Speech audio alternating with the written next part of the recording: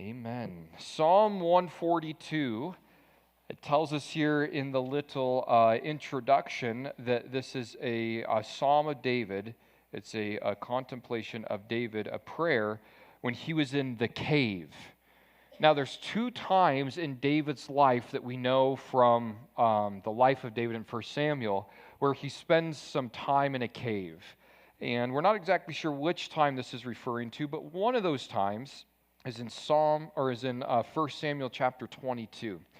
In 1 Samuel chapter 22, verses 1 through 5, we see a time when David is hiding out in a cave, and it is the cave of Adullam, and it tells us that this is what's taking place there. 1 Samuel 22, verse 1. David, he therefore departed from there, and he escaped to the cave of Adullam. So when his brother and all his father's house heard it, they went down there. Was in distress, everyone who was in debt and everyone who was discontent gathered to him. So he became captain over them. And there were about 400 men there. David's been pursued by Saul, his crazy father-in-law, who's the current king, who knows that David is going to one day replace him. Saul's been trying to kill David for a while.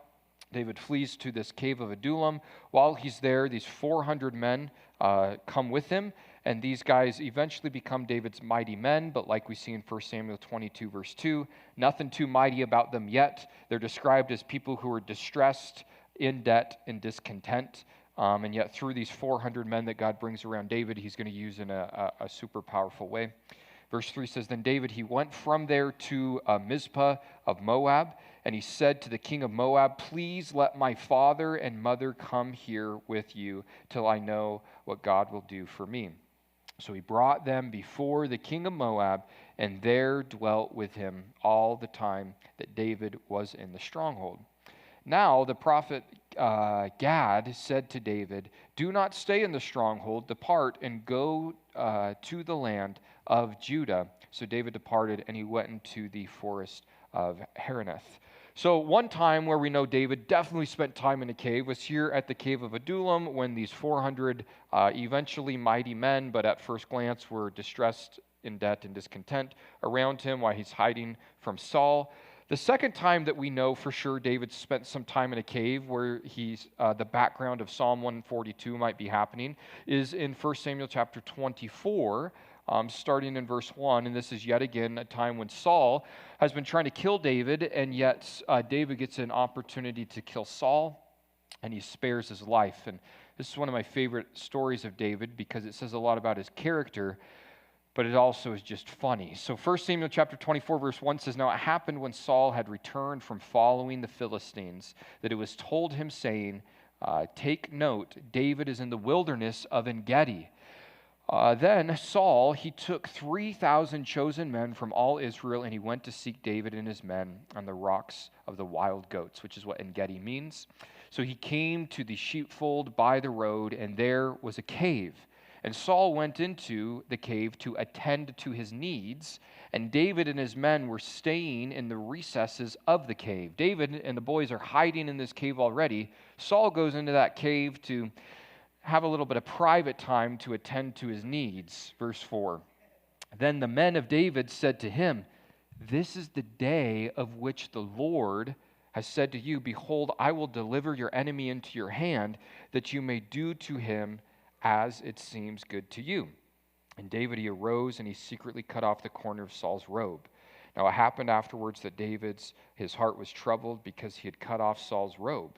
And he said to his men, The Lord forbid that I should do this thing to my master, the Lord's anointed, to stretch out my hand against him, seeing that he is anointed of the Lord. So David, he restrained his servants with these words. He did not allow them to rise against Saul.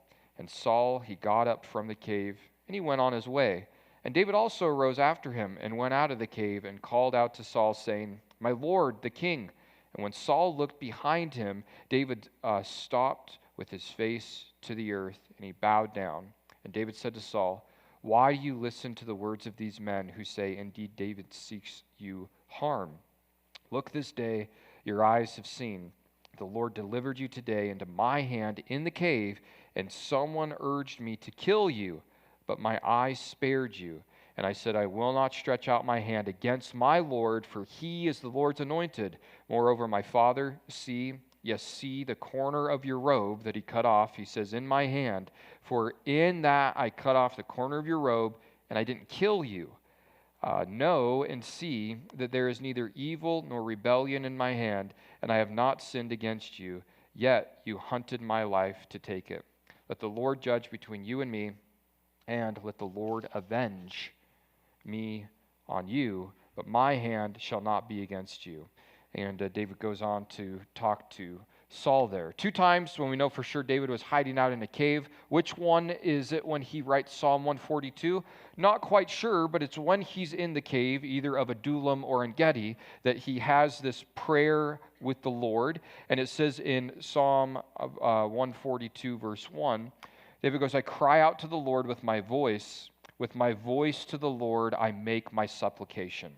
I'm crying out to you, God, and I'm crying out to you. Notice he emphasizes twice in verse 1, with my voice to the Lord I make my supplication. David's praying to God in this cave, and he's doing it audibly. He's speaking it. He's not just praying in his head. He's not just thinking it. He's not just praying in his heart. He's verbally calling out to the Lord as he's praying to him.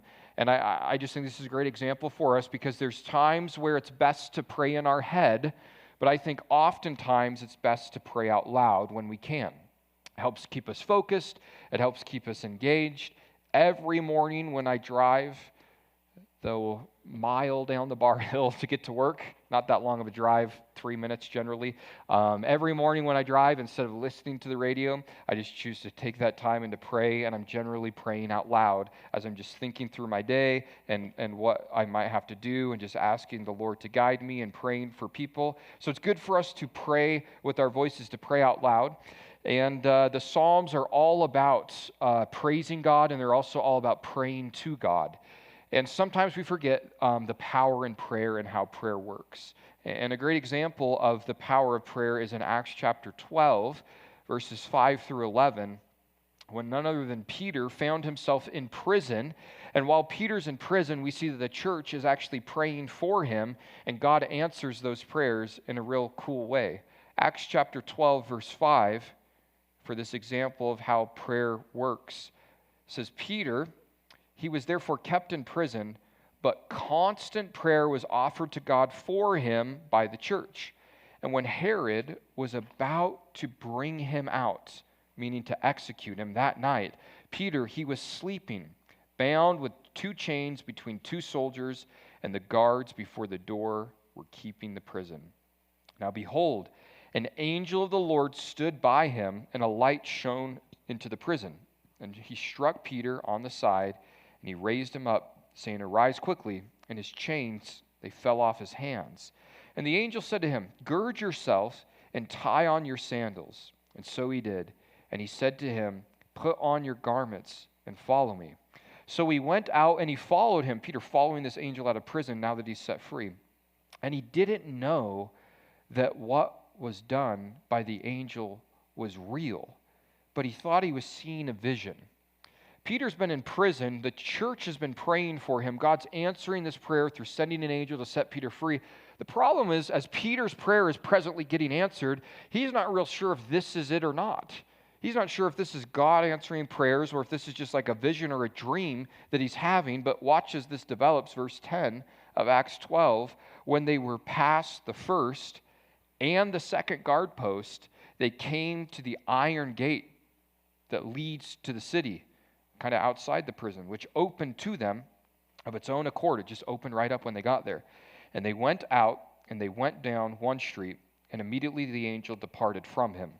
And when Peter had come to himself, he said, Now I know for certain that the Lord has sent his angel and has delivered me from the hand of Herod and from all the expectations of the Jewish people. Peter needs prayer. Prayer is being offered for Peter constantly by the church.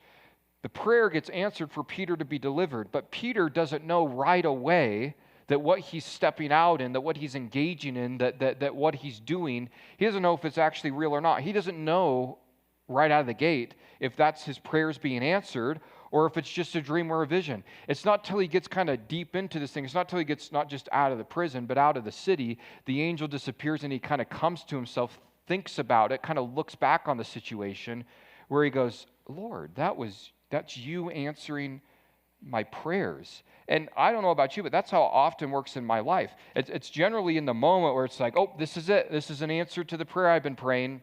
You're just kind of there. You just kind of step out in faith, and you're just thinking, I don't know if this is it or not. And before you know it, you get deep into it. You get down the road, and then you look back on it, and you go, whoa, Lord, that was you showing up. That was you intervening. That was you hearing my voice, like David was crying out back in Psalm 142, verse 1.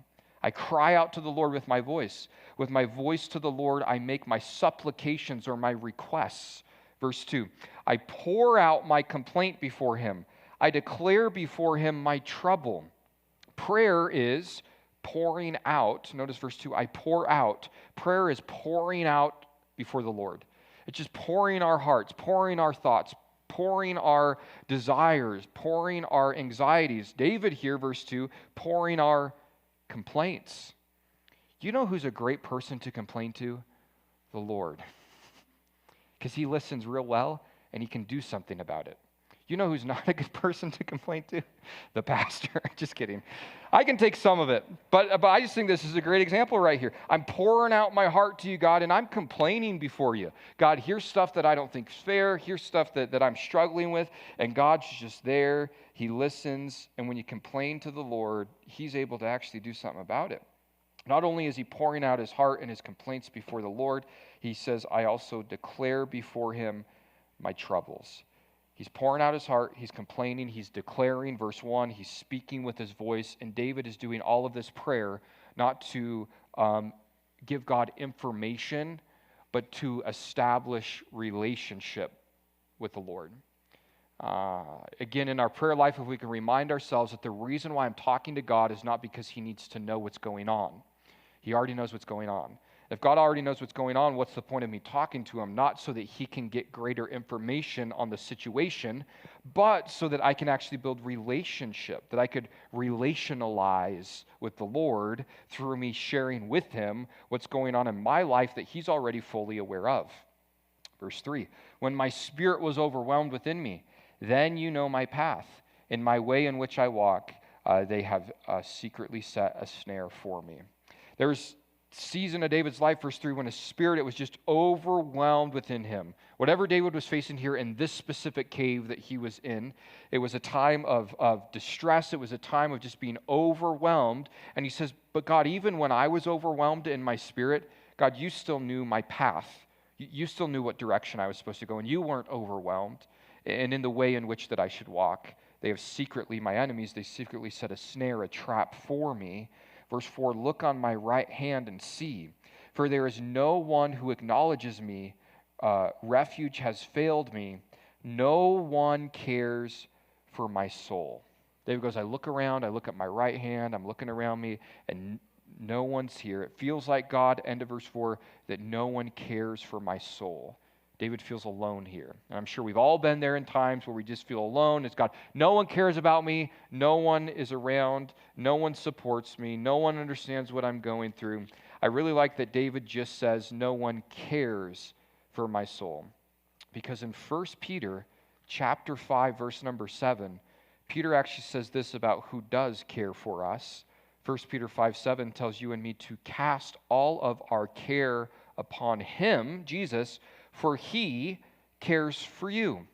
No one around me cares for me, David says, but the Lord cares about him. The Lord is involved. The Lord is aware of what's going on in David's life. Even if all men have turned their back on David, God has not, and God cares.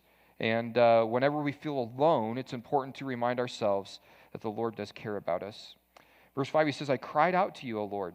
I said, you are my refuge, my portion in the land of the living. Attend to my cry, for I am brought very low. Deliver me from my persecutors, for they're stronger than I, and bring my soul out of prison that I may praise your name. The righteous shall surround me, for you shall deal bountifully with me. David goes there in verse 5, man, I'm crying out to you, God. I'm crying out to you, O Lord. I said, God, you're my refuge. You're my portion. Notice back in verse 4, he says that refuge has failed me. Any sort of refuge that I've tried to seek in this world, not cutting it. It's falling short. It's not doing what it's supposed to. But God, you're my refuge. You're my safety. You're my defender. You're my, verse 5, portion in the land of the living. And then he says, Lord, attend to my cry. Listen to my prayer, for I'm brought very low, a humbling point in David's life. And then he asked God to deliver me from my persecutors, for they are stronger than I. David realizes that those who are surrounding him and persecuting him are greater than he is, are stronger than he is. So David doesn't ask God, Lord, give me strength so that I can be stronger than the enemy. David just prays to the Lord who he knows is stronger than the enemy and lets God deal with it. Instead of thinking, Lord, I need you to give me this supernatural ability to overcome this thing that's greater than me, David just goes around it. David just goes, I'm just going to go over the head of the thing that's greater than me to you, Lord, that is greater than it all. In Psalm 113, verses 4 and 5, we're reminded how God's kind of above it all, how he's greater than it all, how he's just higher than it all. Psalm 113, verses 4 and 5 says, the Lord is high. He's above all nations. His glory is above all the heavens. Who is like the Lord our God, who dwells on high? He's above it all, and although we're going to face situations and circumstances where trials, where people are greater than us, they're not greater than God. And David lived this out even as a young boy, as he went there back in 1 Samuel chapter 16, fighting that giant of a problem of Goliath. David fully trusted that the same God who delivered him from the hand of the bear and the hand of the lion was also going to deliver Goliath into his hands, and sure enough, the Lord does. So David just has this great faith in the bigness of God for the big problems that surround him. Verse 7, he asks the Lord, he says, bring my soul out of prison that I may praise your name. The righteous shall surround me, for you shall deal bountifully with me. Bring my soul out of prison, he says, that I may praise your name. David wants to be delivered. He feels like he's in this jail, in this prison with his enemies surrounding him. God, I want you to set me free so that I can praise you. Good news about how our relationship with God works is we get to praise him when he sets us free out of the prison, but we also get to praise him when we're still stuck in the prison. And that reminds me of what Paul and Silas do in Acts chapter 16. Because in Acts chapter 16, verses 25 and 26, when Paul and Silas were stuck in prison, before they had any idea that they were going to be set free, we see that they are still praising the Lord. Acts 16, 25 and 26 says, but at midnight, Paul and Silas, they were praying and they were singing hymns to God, and the prisoners, they were listening to them. And suddenly there was a great earthquake, so that the foundation of the prison were shaken. And immediately all the doors were open, and everybody's chains were loosed.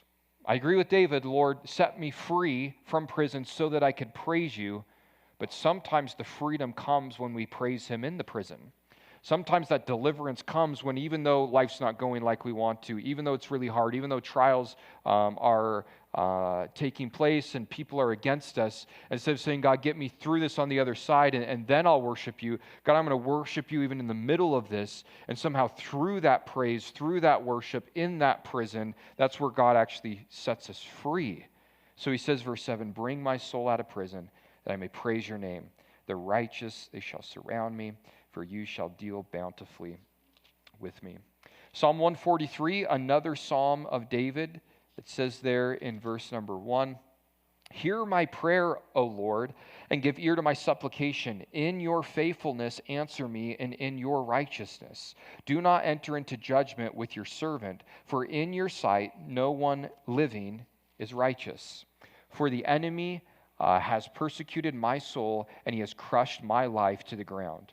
He has made me dwell in darkness like those who have long been dead. Therefore my spirit is overwhelmed within me, and my heart within me is distressed. I remember the days of old. I meditate on all of your works. I muse on the work of your hands. I spread out my hands to you, and my soul longs for you like a thirsty land. Answer me speedily, O Lord, my spirit fails. Do not hide your face from me, lest I be like those who go down into the pit.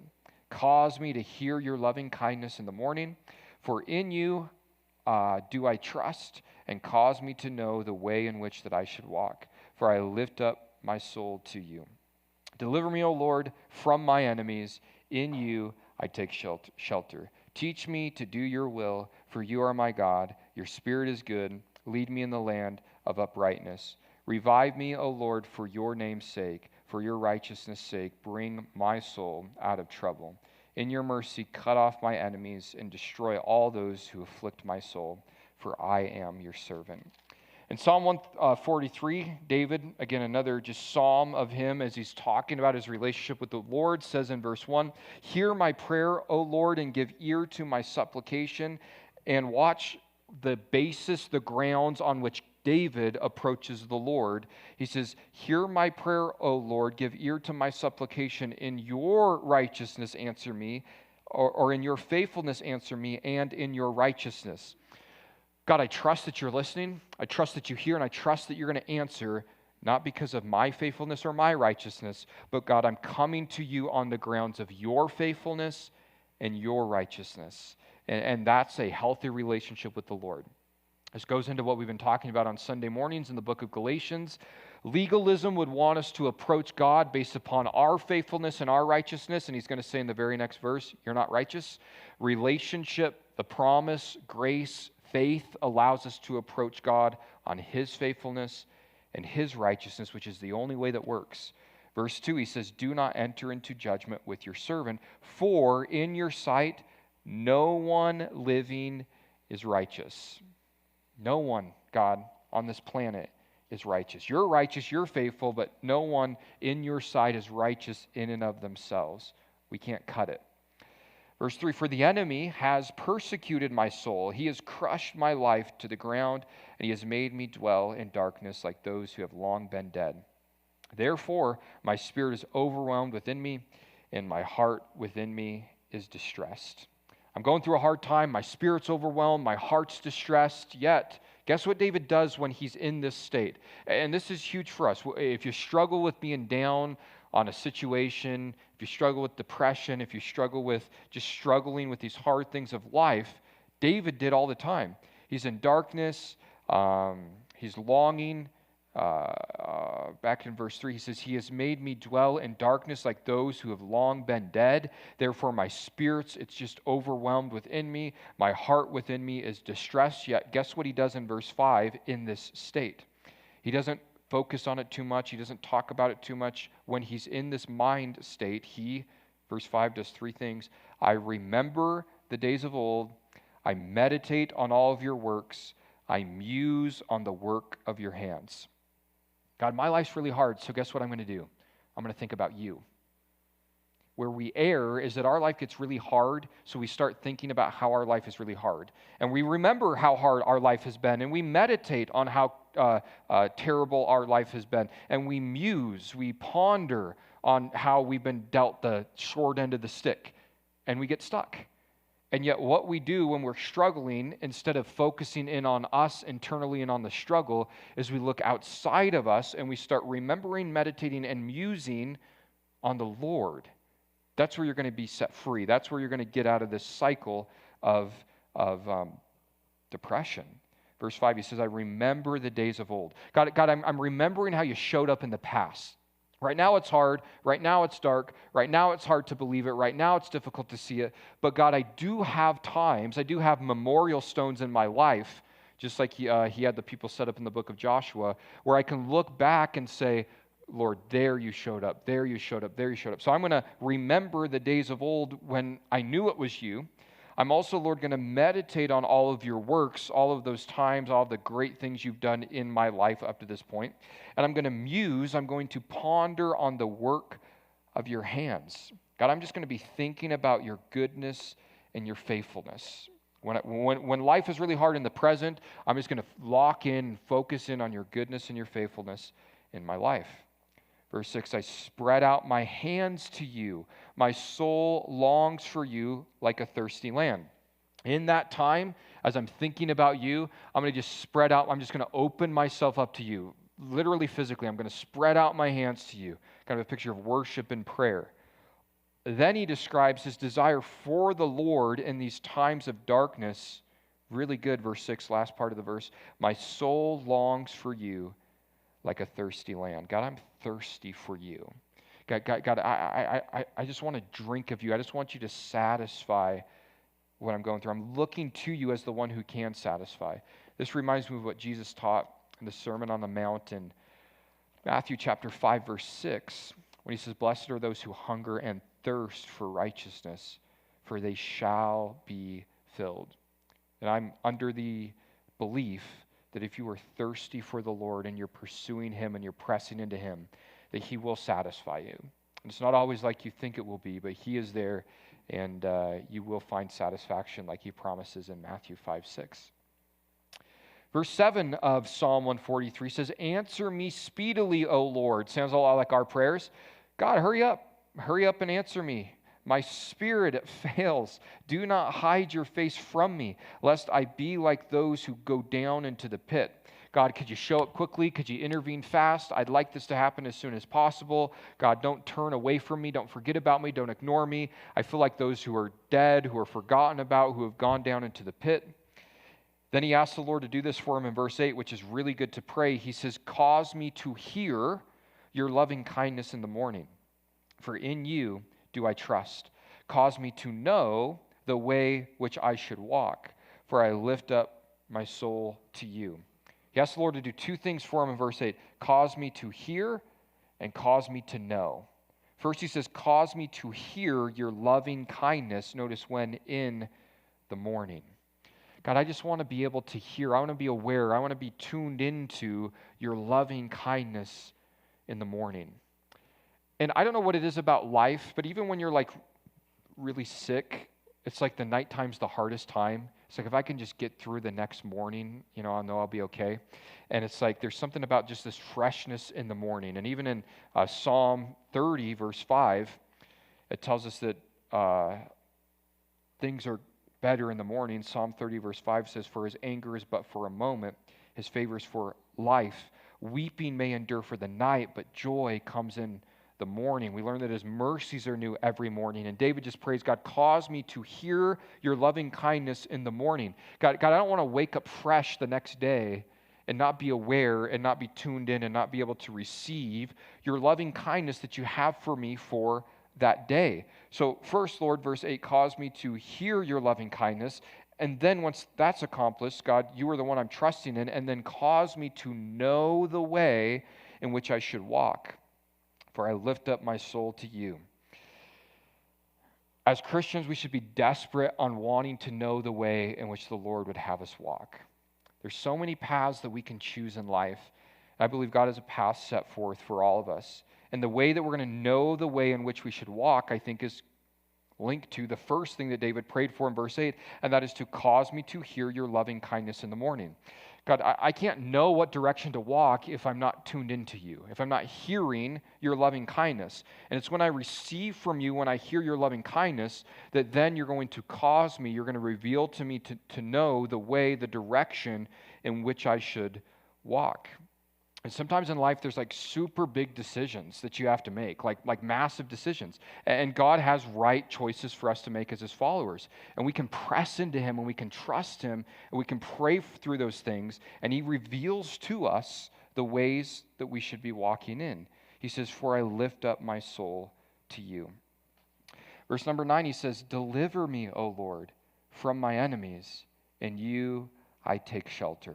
David constantly is looking to the Lord as the one who delivers him, who rescues him, who sets him free. It reminds me of what Paul says about the work of Jesus in our lives in 2 Corinthians chapter 1, verse number 10, on this idea of David looking to the Lord to be the one who delivers him. Paul says this about the work of Jesus in his life, 2 Corinthians chapter 1, verse 10. This is what Jesus has done, who delivered us from so great a death, and does deliver us in whom we trust that he will still deliver us. He has, is, and will be our deliverer. This is what Jesus does in our life. He's been faithful in the past. He's showing up in the present. And because those two are true, we trust that he's going to continually deliver us in the future. And David just prays, "Deliver me, O Lord, from my enemies. In you I take shelter." He asks him, verse 10, to teach me to do your will, for you are my God, and your spirit is good. Lead me in the land of uprightness. David's asking God to teach him. God, teach me to do your will. That's good. Now you're a Christian. You automatically know how to do God's will. Nope. Got to learn it. Got to figure it out. Guess who wants to teach you how to do God's will? God does. God, teach me how to do your will. God, help me. Help me as I'm discerning things and making decisions and trying to figure out what path to take or to do this or to do that or whatever the case might be. Teach me, God. I'm open. I want to learn from you. For, he says, verse 10, you are my God. Your spirit is good. Lead me in the land of uprightness.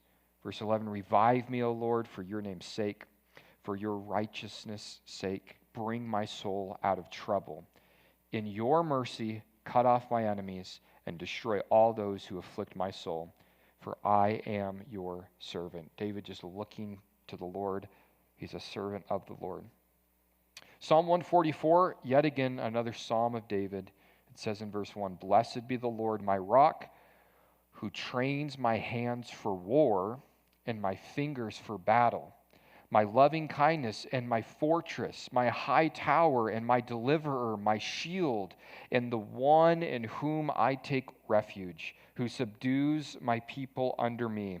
Lord, what is man that you take knowledge of him, or the son of man that you are mindful of him? Man's like a breath, his days are like passing shadow. Bow down your heavens, O Lord, and come down. Touch the mountains, and they shall smoke. Flash forth lightning and scatter them. Shoot out your arrows and destroy them, and stretch out your hand from above and rescue me and deliver me out of the great waters, from the hand of the foreigners whose mouth speaks lying words and whose right hand is the right hand of falsehood. I will sing a new song to you, O God. On a harp of 10 strings, I will sing praises to you, the one who gives salvation to kings, who delivers David, his servant, from the deadly sword.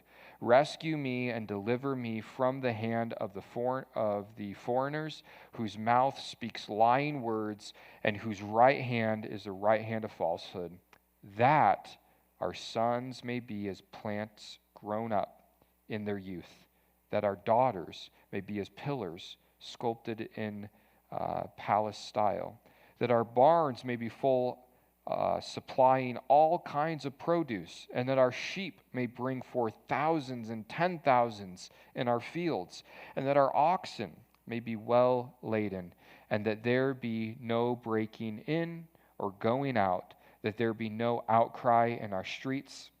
Happy are the people who are in such state. Happy are the people whose God is the Lord. Psalm 144, David here talking, verse 1, blessed be the Lord, my rock, who trains my hands for war and my fingers for battle. As the king of Israel eventually, David, also the commander of the army, trusted that God was equipping him to do what God had called him to do. God, you've called me to be the king. I need to lead the army. And God, you're the one who has trained me for war. You've trained my fingers for battle. And then in verse 2, he just lays out for us in such a beautiful way who God is to him. And listen to these words that he uses to describe who God is to him. He says, you are my loving kindness, my fortress, my high tower, my deliverer, my shield. You're the one in whom I take refuge and subdues all my people under me. God, you're all these things to me. Notice how David uses the word my in verse 2.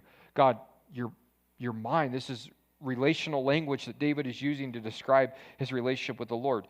You're my loving kindness. You're my fortress, my protection. You're my high tower, keeping watch over me. You're my deliverer when I do get into trouble. You rescue me. You're my shield, protecting me. You are the one in whom I take refuge. Notice you're not one of the ones in whom I take refuge.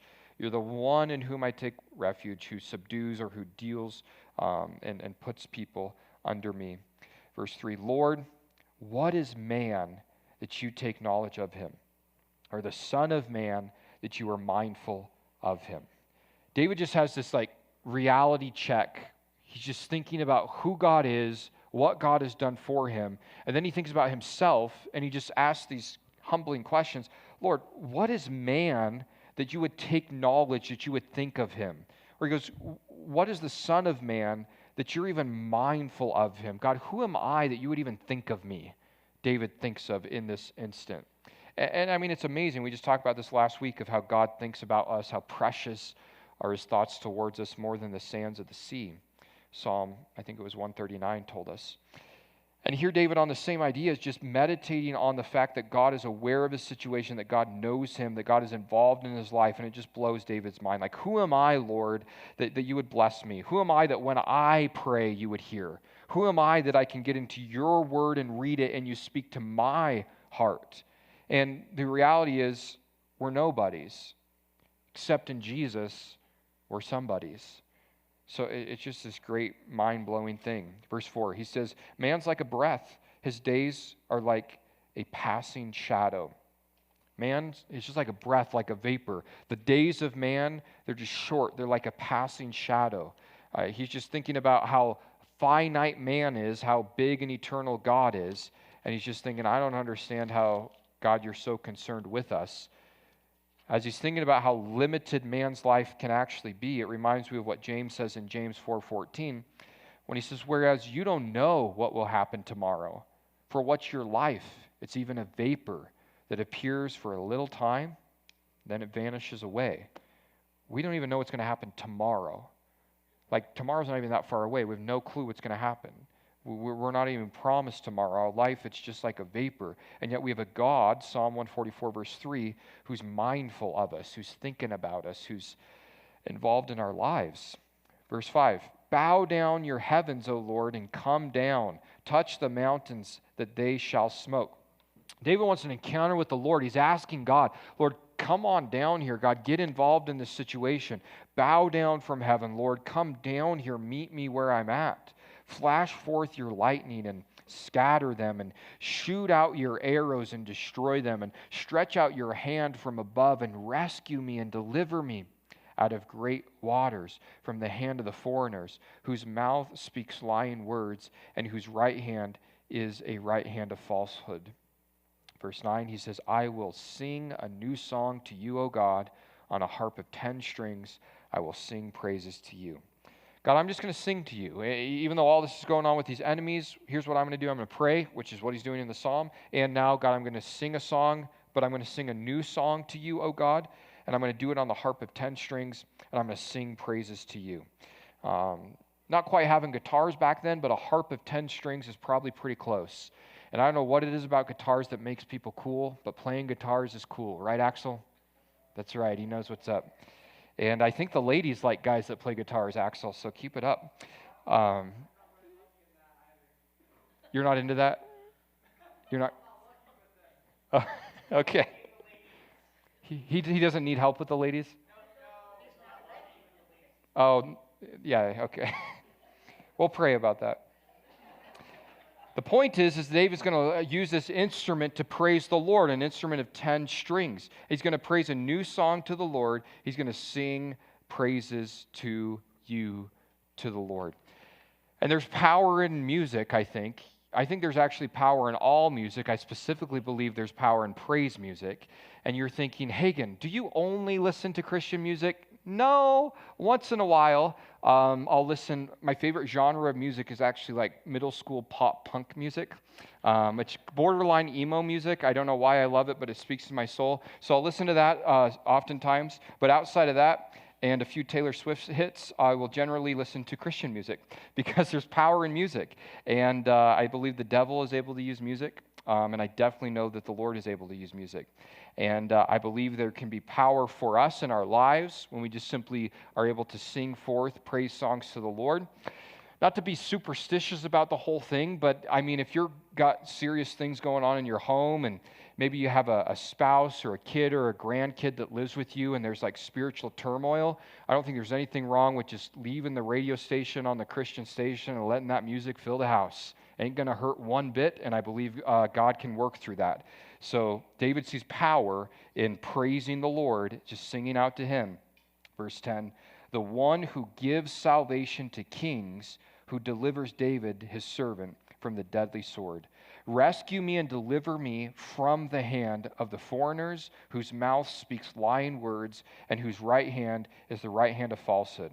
And then he does this little thing starting in verse 12, going to the end of the chapter, verse 15, of like these blessings that are associated with people, like we'll see at the end of verse 15, who belong to the Lord, whose God is their Lord. And watch these blessings, verse 12, that our sons may be as plants grown up in their youth. God, we're looking to you, we're trusting you. One thing, God, that our sons would just be well planted, that they would grow up, that they would mature throughout their youth. And, verse 12, that our daughters may be as pillars, nice strong pillars that are sculpted in the palace style. God, we trust that you're going to bless our kids, our sons and our daughters. God, we trust, verse 13, that you're going to bless our barns, that they may be full, supplying all kinds of produce. God, we're looking to you to take care of our kids. God, we're looking to you to take care of our needs, that you're going to bless our barns, the place where we would store our food back then, that you're going to supply all kinds of produce for us. God, we're trusting that our sheep may bring forth thousands and 10,000s in our fields, God, that you're just going to bless our livelihood and our livestock, that you're going to multiply them, Lord, in a great way. God, that you're going to take care of, verse 14, that our oxen may be well laden, that there be no breaking in or going out, that there be no outcry in our streets, that people aren't going to break in, the people aren't going to be going out, Lord, that our stuff, that our lives will be taken care of. There's not going to be any outcry going on in our streets, God, that you're going to take care of us. Because, verse 15, happy are the people who are in such a state.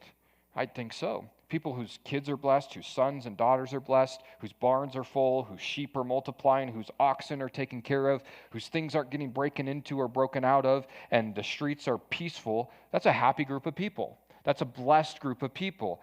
But it's not just that makes them happy. Happy are the people who are in such a state. Yes, but then he makes this declaration, happy are the people whose God is the Lord.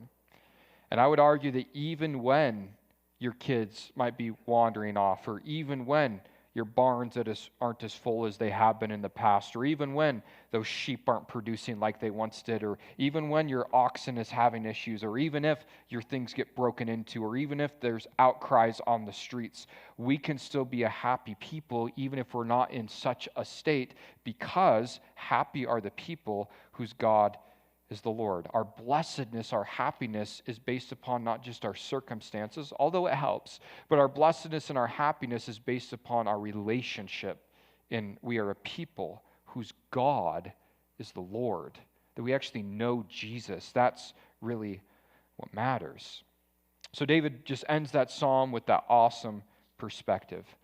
Let's see, next week we're going to do Psalm 145, 146, 147, and then the next week we'll do 148, 149, 150, and then we'll be done. Just like that. That only took like a year and a half. Isn't that crazy? Just flew by. So read ahead there, and we'll get into that next week. Don't forget about the Good Friday, next Friday at 6 p.m. But we need to sing something. Let's see.